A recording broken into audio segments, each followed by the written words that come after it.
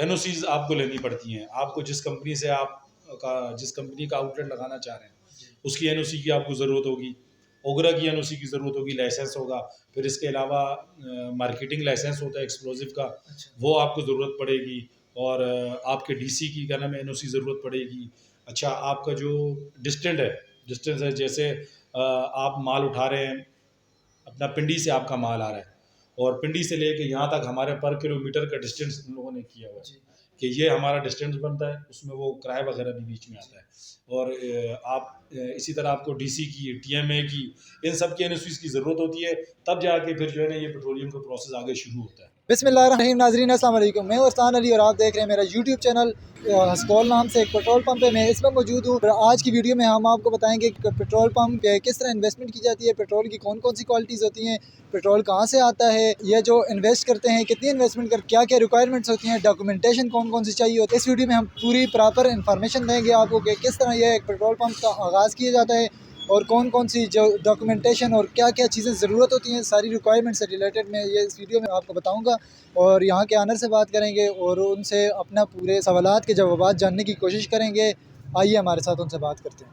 जी नाज़रीन, तो इस वक्त मेरे साथ फ्रेंचाइज के लें या आउटलेट के लें, इनके मैनेजर मेरे साथ मौजूद हैं। आइए इनसे बात करते हैं और अपनी जो इन्फॉर्मेशन इनसे गैदर करते हैं। अस्सलाम वालेकुम जी। नाम क्या है सर आपका? आदिल नाम। आदिल साहब, तो काइंडली इस अपने पेट्रोल पंप के बारे में हमें बता दीजिए। हमारा पंप जो है हमने अल्हम्दुलिल्लाह तकरीबन आज से 14-15 साल पहले शुरू किया है। हस्कॉल की साइड है हमारी, आउटलेट हस्कॉल की है। अच्छा। हस्कॉल कंपनी से रिलेटेड है और हम लोगों ने जून 2007 में ये कारोबार शुरू किया। अच्छा। और आज अल्लाह का शुक्र है कि मानसरा के अच्छे पंपों में हमारा रिकॉर्ड है। इंशाल्लाह हम अच्छे पंपों में हमारा शुमार होता है। अच्छा, तो ये पेट्रोल वगैरह आप कहाँ से लेके आते हैं इसको? ये हमारा अपना कंपनी का आता है। कंपनी की और आपके साथ क्या डीलरशिप होती है उसके बारे में बताएं। कंपनी की हमारे साथ डीलरशिप इस तरह है कि हम उनसे जो है प्रोडक्ट उठाने के पाबंद हैं और हम उनसे ही अल्हम्दुलिल्लाह प्रोडक्ट उठाते हैं। और अल्लाह का शुक्र है कि प्रोडक्ट में कभी कोई मसला नहीं आया। और हमारा काम जो है अल्लाह का शुक्र है कि हस्कॉल की वजह से, हस्कॉल के नाम की वजह से हमारा काम बहुत अच्छा है। अच्छा, तो इस कॉल को जब आपने शुरू किया था काम, तो उसको सिक्योरिटी कितनी दी थी आपने? आप ये कह लें कि जिस लेवल तक आप कारोबार शुरू कर सकते हैं उस लेवल तक सिक्योरिटी दी जाती है। अच्छा।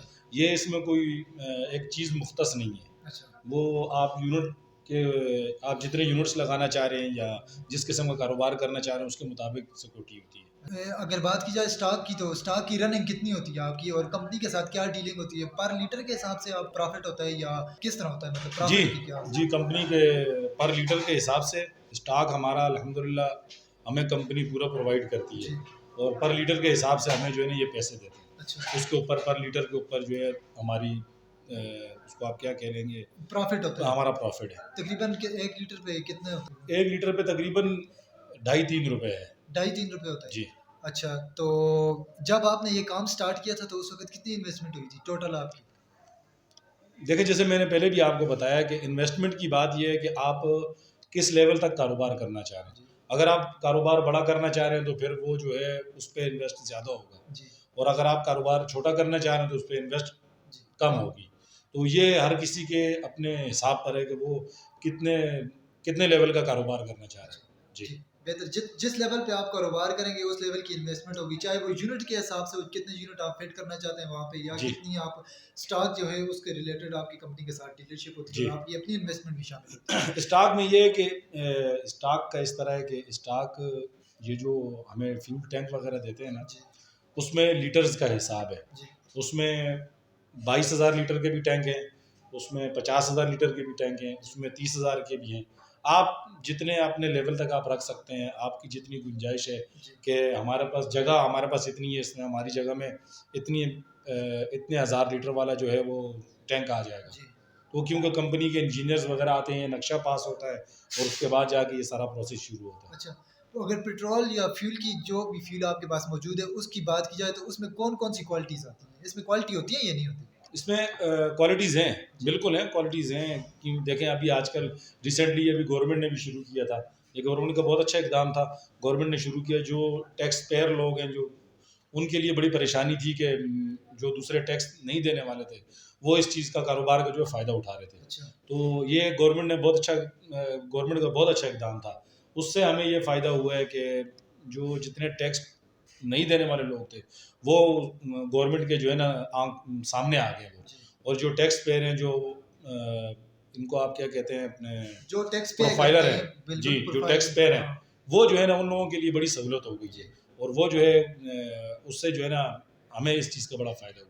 टैक्स और गवर्नमेंट से रिलेटेड ही एक चीज़ आती है डॉक्यूमेंटेशन, जो कि गवर्नमेंट का पूरा प्रोसेस होता है। वो प्रोसेस क्या-क्या है, काइंडली हमें बता दीजिए। जी, उसमें ये है कि आपको ये पेट्रोलियम का कारोबार शुरू करने के लिए इसमें मुख्तलिफ इदारे हैं, जी, एनओसीज़ आपको लेनी पड़ती हैं। आपको जिस कंपनी से जिस कंपनी का आउटलेट लगाना चाह रहे हैं, जी, उसकी एनओसी की आपको ज़रूरत होगी, ओगरा की एनओसी की ज़रूरत होगी, लाइसेंस होगा। फिर इसके अलावा मार्केटिंग लाइसेंस होता है एक्सप्लोसिव का, अच्छा, वो आपको ज़रूरत पड़ेगी, और आपके डीसी की क्या नाम है एनओसी ज़रूरत पड़ेगी। अच्छा, आपका जो डिस्टेंस है, जैसे आप माल उठा रहे हैं, अपना पिंडी से आपका माल आ रहा है, और पिंडी से लेके यहाँ तक हमारे पर किलोमीटर का डिस्टेंस इन लोगों ने किया हुआ है जी, कि ये हमारा डिस्टेंस बनता है, उसमें वो किराया वगैरह भी बीच में आता है। और इसी तरह आपको डीसी की, टीएमए की, इन सब की एनओसीज़ की ज़रूरत होती है, तब जाके फिर जो है ना ये पेट्रोलियम का प्रोसेस आगे शुरू होता है। अच्छा, ये एनओसीज़ बहुत ज़्यादा ज़रूरी है। बिल्कुल। तो हिस्कोल की अगर बात की जाए तो ये एक कंपनी है हिस्कोल, जी, और आप उसकी आउटलेट पे हैं, जी, हम ठीक उसके है? आउटलेट में हैं। तो आपको वो क्या-क्या फैसिलिटेट करती है कंपनी हिस्कोल? हमारे को कंपनी माशाल्लाह जी, हमारे को कंपनी एक तो हमारा प्रोडक्ट हमें दे रही है। जी, प्रोडक्ट बहुत अच्छा है। सबसे बड़ी सहूलत हमें जो कंपनी की तरफ से वो ये है कि हमारा प्रोडक्ट बहुत अच्छा है। जी, हमारे पास लोगों का आना, गाड़ियों का आना, और हमारे ऊपर एतमाद करना, ये बहुत बड़ी बात है कि हमने हमने खुद भी अपनी एक रेपुटेशन ऐसी बनाई है, और कंपनी का माल और ये चीज़ें जो कंपनी की प्रोडक्ट है, ये बहुत अच्छी है। और उसके अलावा कंपनी हमें, हमारे यूनिट्स वगैरह हैं, या ये सफाई वगैरह का इंतज़ाम है, ये तकरीबन महीने डेढ़ के बाद, 2 के बाद उनके बंदे आते हैं बाकायदा। ये पूरी साइट जो है, आउटलेट जितनी भी है, ये सारी साइट हमें साफ़ करके देते हैं। इसमें सफाई जितनी है वो सब इसको करके दे के जाते हैं। उसका एक्स्ट्रा चार्जेस होता है इसका कंपनी में? नहीं, कोई एक्स्ट्रा चार्जेस नहीं। तो स्टाफ की बात की जाए तो आपने कितना स्टाफ रखा हुआ है? कितने लोग हैं आपके पास? जी, हमारे पास अल्हम्दुलिल्लाह 2 शिफ्टों में काम करते हैं, और हर शिफ्ट में जो है तकरीबन 10 आदमी हैं। जी, 10 आदमी हैं, और सब के सब माशाल्लाह बाइखलाक हैं। जी। सैलरी पे रखा हुआ है या इन्हें डेली बेसिस पे आप? जी, सैलरी पे हैं। अच्छा, हमारा अमला सैलरी पे। तो आपका तकरीबन इस हस्कोल की जो एक दिन का खर्चा कह लें या एक महीने का कितना हो जाता है ओवरऑल एस्टिमेट लगा के? ये तकरीबन इसमें इस तरह है कि जो हमारे वर्कर वगैरह काम कर रहे हैं, उनको हम सैलरी भी दे रहे हैं, जी, और अगर खुदा न खास्ता वो बीमार हो जाते हैं, जी, तो वो भी हम करते हैं। अच्छा, और इसके अलावा उनके घर में अगर कोई गम है या खुशी है, वो भी अल्लाह का शुक्र है कि हम करते हैं उनके साथ। जी, वो उसमें भी उनके साथ ताउन जारी रखते हैं। और इसके अलावा खाना-पीना जो है, उनका जो रोज़ का खाने-पीने का खर्चा है, या जैसे आप रोज़ाना का खर्चा लगा लें, तो तकरीबन 2,500 रुपये हमारा रोज़ का पर डे का खर्चा आता है, अच्छा, जो वर्कर्स का खाने वगैरह का और इन सब चीज़ों का है। अच्छा। जी। तो आपने ये वर्कर जो रखे हुए हैं, तो ये कंपनी रिक्रूट करती है या आप खुद इन्हें भर्ती करते हैं? नहीं, भर्ती नहीं, का क्या प्रोसेस? ये हम खुद करते हैं। अच्छा, ये हम खुद भर्ती करते हैं। जी, ये कंपनी के साथ नहीं है। ये अच्छा, हमारी साइड है ना। कंपनी उनको करेगी जो कंपनी के जो अपने ज़ाती पंप, जो जी, कंपनी ने जो साइटें लगाई हुई हैं, जी, तो उनको कंपनी करेगी। जी, इसके अलावा जो दूसरे पंप्स वगैरह हैं, जो मालिकों के हैं, ये अगर किसी को आउटलेट दी हुई है, तो वो खुद वर्कर्स रखते हैं।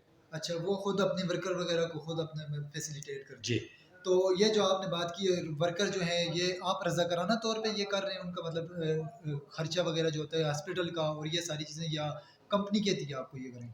नहीं जी, हमारे जो हमारे ओनर हैं अरशद खान साहब, जी, वो माशाल्लाह अल्लाह ने उनको बड़ी एक नरम सी, बड़ी अच्छी सी तबीयत दी हुई अच्छे है। मिजाज वाले हैं। अच्छे मिजाज वाले जी, आदमी हैं वो उनको अल्लाह ने ऐसी एक आजिज़ाना सी तबीयत दी हुई है ना, कि वो ये अक्सर उनकी मेरे से बात होती रहती है।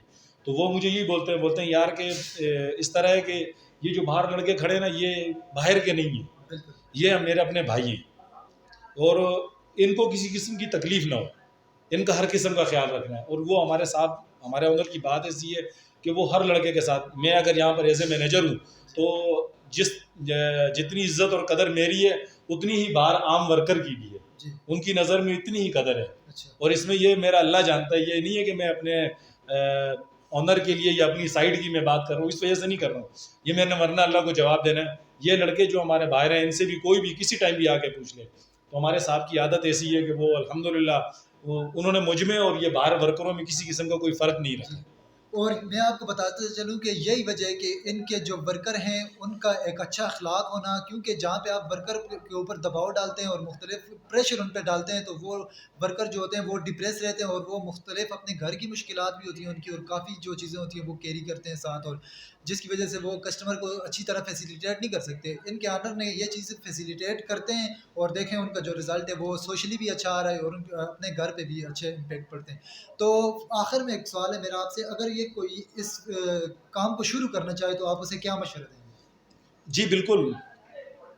अगर कोई इस काम को शुरू करना चाहता है तो वो बिल्कुल शुरू करे, आए इस फील्ड में। जी। बहुत अच्छी फील्ड है।